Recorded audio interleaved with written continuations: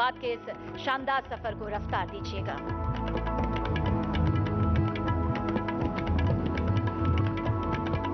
स्वागत है आप सभी का एक बार फिर न्यूज 18 इंडिया चौपाल में।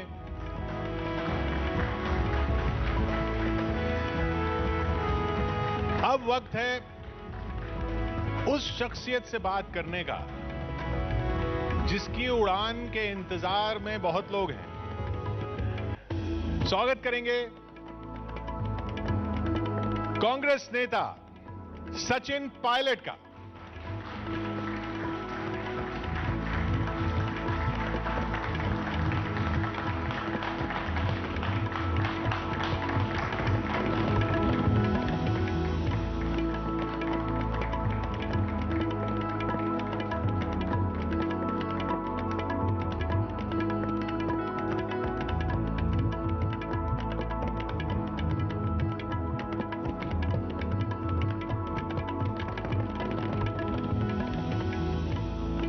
स्वागत सचिन जी आपका। थैंक यू किशोर। तो ये पायलट कब उड़ेगा?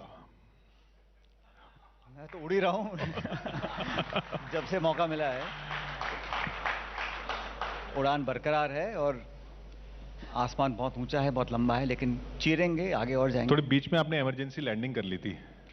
ऐसा है, जब इतना बड़ा कोई जहाज उड़ाता है तो बीच में कभी बादल भी आते हैं, चील कौवे भी आते हैं, तो थोड़ा बहुत आगे पीछे करना पड़ता है। टर्बुलेंस था। लेकिन टर्बुलेंस तो हर जगह आती रहती है। बट अगर चालक समझदार है, इंजन बढ़िया है और फ्लाइट पाथ क्लियर है तो बहुत लंबी समय तक दिक्कत रहती नहीं है। फिर अपने साथियों को सीट बेल्ट बनवा के रखी है ना आपने इस हिलते। आप ये सारी बात पहले में क्यों करो? आप साफ साफ पूछो, मैं साफ साफ जवाब देता हूं। क्योंकि कई लोग छोड़ छोड़ के इधर जा रहे हैं, कोई टीएमसी जा रहा है, कोई कहां जा रहा है, वो कब रुकेगा? देखिए, पॉलिटिक्स में हर इंसान को ये इंडिपेंडेंस होती है कि वो किस विचारधारा में, किस दल में, किस पार्टी में रहकर काम करेगा। और अगर वो व्यक्ति कंफर्टेबल है उस पार्टी या दल को ज्वाइन करने छोड़ने में, तो उनका व्यक्तिगत निर्णय है। लेकिन मुझे लगता है कि पब्लिक और मतदाता बहुत गंभीरता से देखते रहते हैं कि कौन व्यक्ति किस समय क्या कर रहा है, क्योंकि हम क्या कहते हैं, हमारा स्टैंड क्या है, हमारी वैचारिक सोच क्या है, हमारे कदम क्या है, हमारा व्यक्तित्व क्या है, हमारे कमिटमेंट्स क्या हैं, ये तो हम जानते हैं और पब्लिक भी जानती है।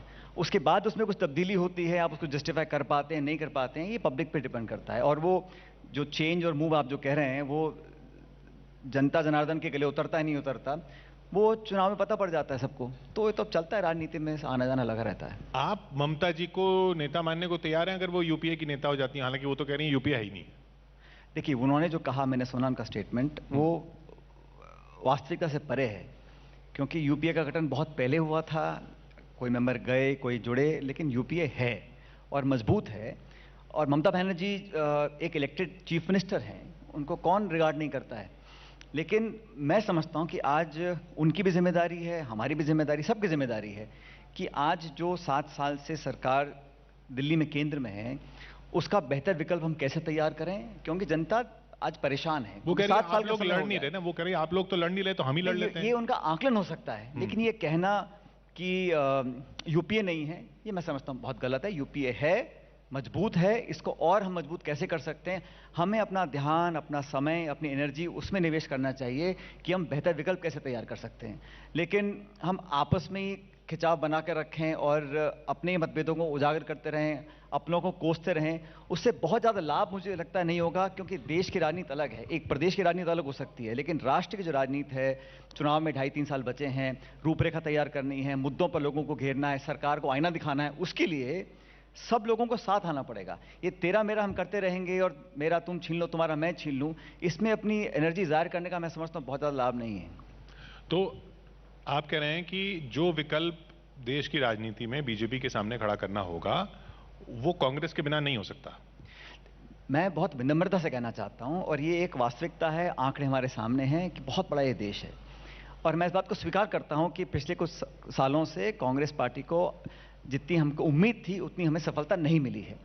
लेकिन ये बात भी सच है कि जितनी ज़्यादा वोट कांग्रेस पार्टी को मिली हैं, हमारी पार्टी का जो नेटवर्क है, जो प्रेजेंस है, जो हर राज्य में हम सत्ता में विपक्ष में हो, लेकिन पॉलिटिकल प्रेजेंस, पॉलिटिकल डिटर्मिनेशन और एक पैन इंडिया लेवल पर अगर कोई विकल्प तैयार हो सकता है या जो एक चुनौती भाजपा को दे सकता है और फतेह कर सकता है, वो कांग्रेस है।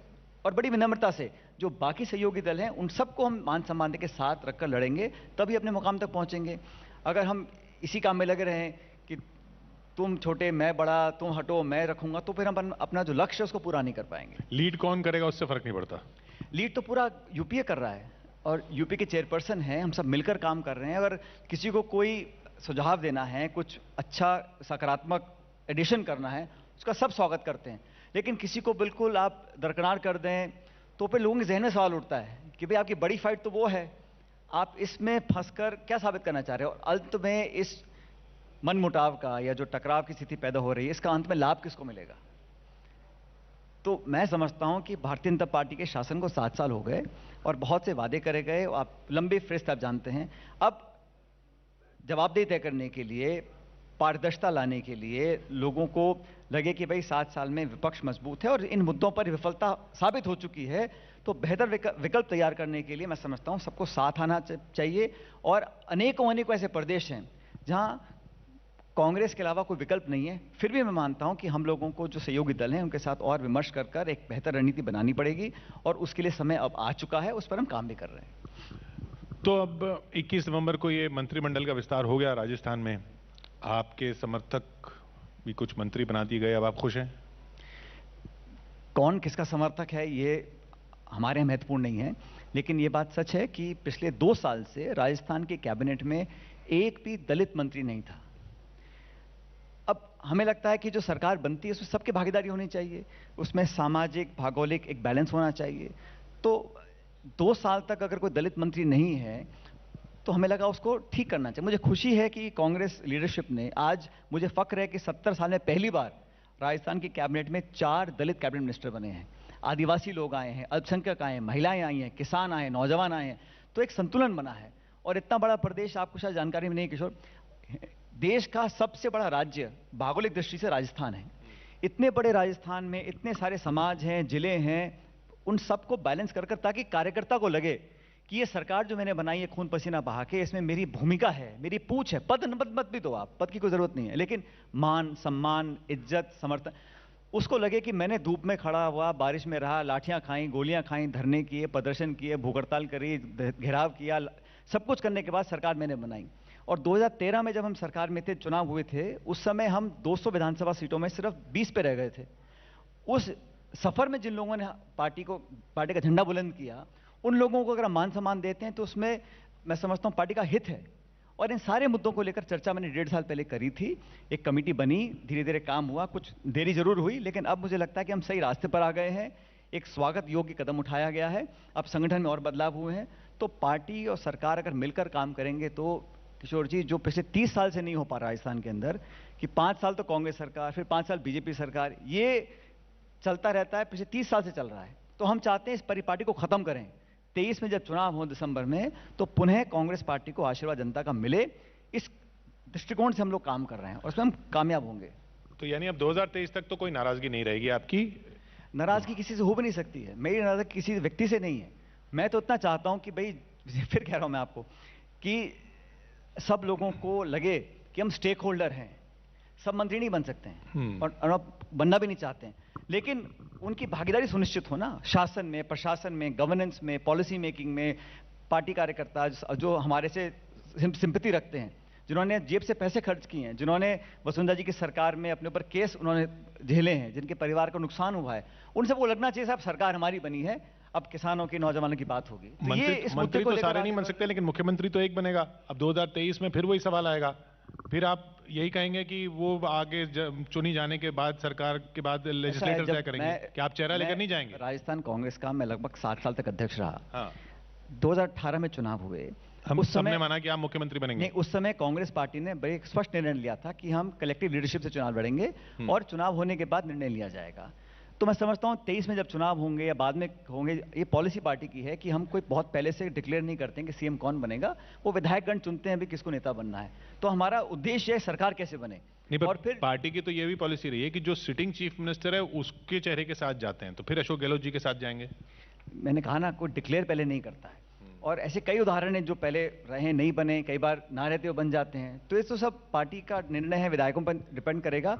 लेकिन मुद्दा ये है कि हम अगली बार चुनाव कैसे, अगली बार पिछले सालों 6 चुनाव हो गए हैं, हमेशा हम सरकार में रहते हैं, चुनाव में जाते हैं, हार जाते हैं और बुरी तरह हारते हैं। तो कहीं ना कहीं हमें आत्मचिंतन करना पड़ेगा कि हम 150 सीटों से 50 पे रह गए, फिर हम 100 जीते, फिर 20 पे रह गए, आज फिर हम 107 हैं, फिर आगे दोबारा जीतने के लिए we have to do something positive, ताकि लोगों को लगे कि हम लोग आगे उनका आशीर्वाद प्राप्त कर सकते हैं। इसलिए मतलब जैसे पहले जाते हैं चुनाव में मुख्यमंत्री का चेहरा लेकर, जो सिटिंग मुख्यमंत्री होता है तो हार जाते हैं, तो इस बार सिटिंग मुख्यमंत्री का चेहरा लेकर ना जाएं। चेहरे सभी के सामने होंगे। हाँ। और आप जो मुझसे कहलवाना चाह रहे हो, मैं बोलूंगा नहीं, मैं जानता हूं। हाँ। लेकिन मैं कहना चाह रहा हूं कि अभी सब तो यही मान रहे थे कि आप बनेंगे मुख्यमंत्री, पिछली बार जब अध्यक्ष बन के भविष्य के गर्भ में क्या छिपा है आपको नहीं पता, मुझे भी नहीं पता। तो वर्तमान में हम लोग अपना काम देखें, अपनी तपस्या मेहनत करते रहें। और देखो, मेरा ऐसा मानना है, भाग्य में जो लिखा है ना, किस्मत में लिखा है जो, उसे तो कोई छीन नहीं सकता, और जो नहीं लिखा है उसे कोई दे नहीं सकता। तो अपना काम करते रहो, और जो होगा सो होगा, बढ़िया, उसमें क्या दिक्कत है। बट एक मन में संतोष होना चाहिए कि भाई जिनके लिए मैं लड़ रहा हूं, जिनके लिए संघर्ष हमने किए, जो वादे पब्लिक से हमने किए हैं, उनको हम जल्द पूरा करें, ताकि जब दोबारा मैदान में जाएं तो सीना चौड़ा कर जाएं और दोबारा लोगों का आशीर्वाद मांगे। और ऐसा नहीं है कि सरकार रिपीट नहीं होती है, कांग्रेस गवर्नमेंट बहुत जगह रिपीट हुई हैं। असम में 3 बार रिपीट हुई, दिल्ली में 3 बार रिपीट हुई, हरियाणा में हुई, आंध्र प्रदेश में हुई। तो राजस्थान को देश के बाहर का ऐसा थोड़ी ना है, यहाँ भी रिपीट हो सकती है। लेकिन हमें सोचना पड़ेगा हम और आगे क्या करें, ताकि लोगों का जो स्नेह और सानिध्य है और बेहतर प्राप्त कर सकें। क्योंकि उपचुनाव के जब रिजल्ट्स आए ना अभी, उससे पहले तक ये था कि जैसे पंजाब में हुआ कि चीफ मिनिस्टर चेंज कर दिया, ऐसे ही यहाँ पे हो जाएगा, आपको बना देंगे जब तक चुनाव आएंगे। वो उपचुनाव के रिजल्ट ऐसे आए कि अशोक गहलोत जी और मजबूत हो गए। नहीं भाई, चुनाव पार्टी लड़ती है, कोई एक मैं तो अकेला लड़ता नहीं हूँ, या सिर्फ सीएम लड़ते हैं, पूरे संगठन लड़ती है, पूरे कार्यकर्ता नेता लड़ते हैं। और आप देखिए, अब तक जितने उपचुनाव हुए हैं उसमें अधिकांश में कांग्रेस पार्टी जीती है, क्योंकि सबने मिलकर चुनाव लड़ा है। और कोई भी एक व्यक्ति कितना बड़ा नेता हो, ये गलतफहमी नहीं पालनी चाहिए कि मेरे दम पर ही हम चुनाव जीतते हैं। इसलिए मिलकर लड़ते हैं, पब्लिक में एक मैसेज जाता है, तब ये लोग हमको वोट देते हैं।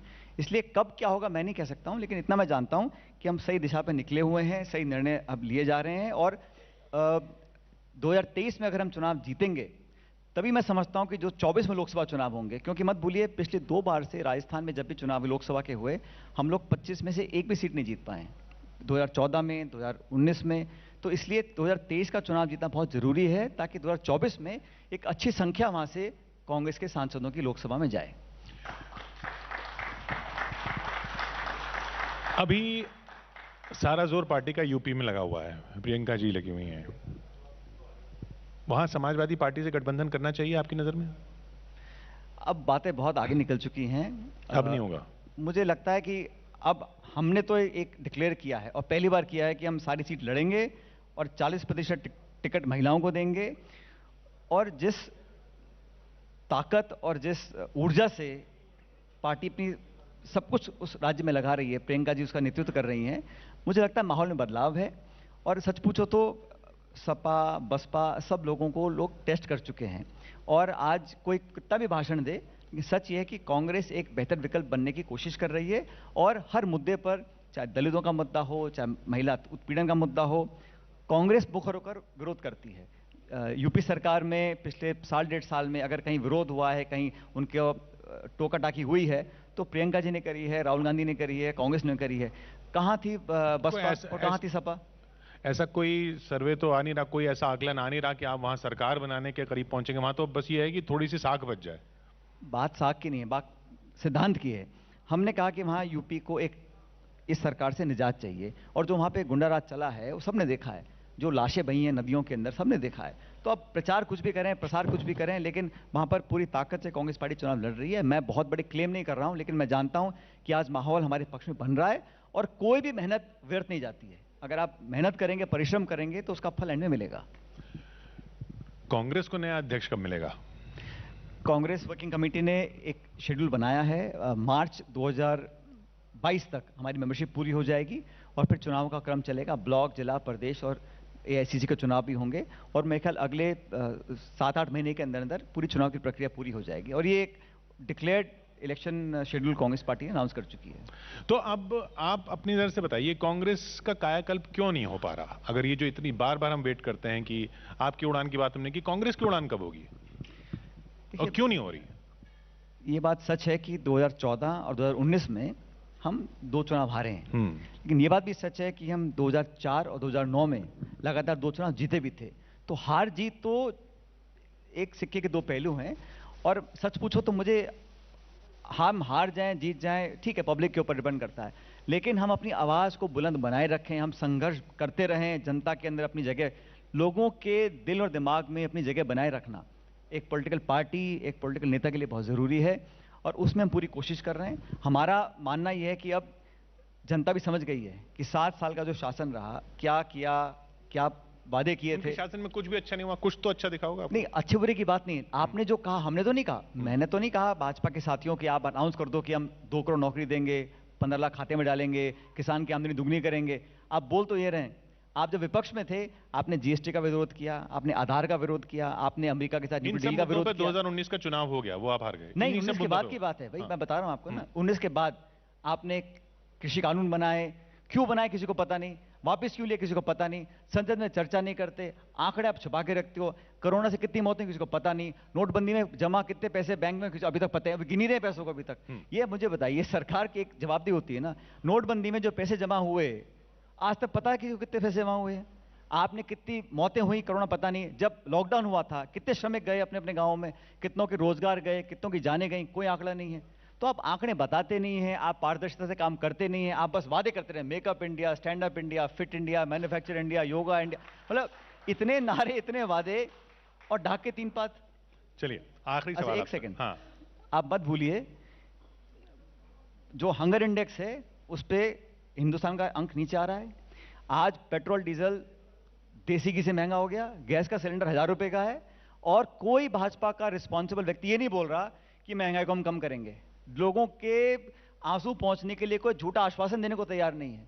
ये कैसा शासन है जब महंगाई, करप्शन, नोटबंदी, अर्थव्यवस्था, बेरोजगारी, भुखमरी, इस पे कोई संवाद करने को तैयार नहीं है। सिर्फ मंदिर, काशी, अयोध्या, मस्जिद, हिंदू, मुसलमान, सीए, एनआरसी, इस तक सीमित रहेगी राजनीति। ये एक पॉलिटिकल एक्टिविटी की जिम्मेदारी है कि मुद्दों पर चर्चा करें, विकास में चर्चा करें, इस देश को आगे संपन्न समृद्ध कैसे बनाएं। चीन घुसा जा रहा है, पाकिस्तान आंख दिखा रहा है, मतलब एक मोर्चा मुझे बता दीजिए जहां पे सिर्फ विज्ञापन को हटा दें और आंकड़ों को, भाषणों को हटा दें, धरातल पर मध्यम वर्ग, छात्र, किसान, कौन व्यक्ति और कौन सी संस्था खुश है।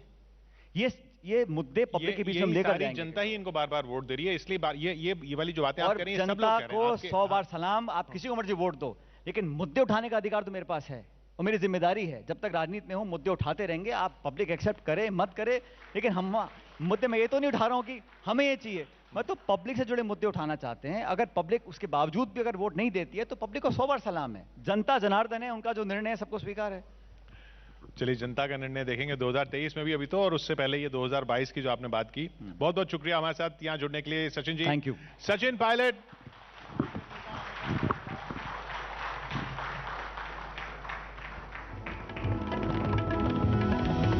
बहुत बहुत शुक्रिया सचिन जी, बहुत बहुत शुक्रिया आपका किशोर जी। और एक भेंट न्यूज़ 18 इंडिया की तरफ से आपके लिए मैं मंच पे बुलाना चाहूंगी मिस्टर करण अभिषेक सिंह को। सर आप मंच पर आए। CEO Hindi news cluster TV 18 news 18 की तरफ से सचिन जी ये भेंट स्वीकार करिएगा और चौपाल की इस उड़ान को बेहतरीन तरीके से लैंड करने के लिए, आगे बढ़ाने के लिए बहुत बहुत शुक्रिया आपका।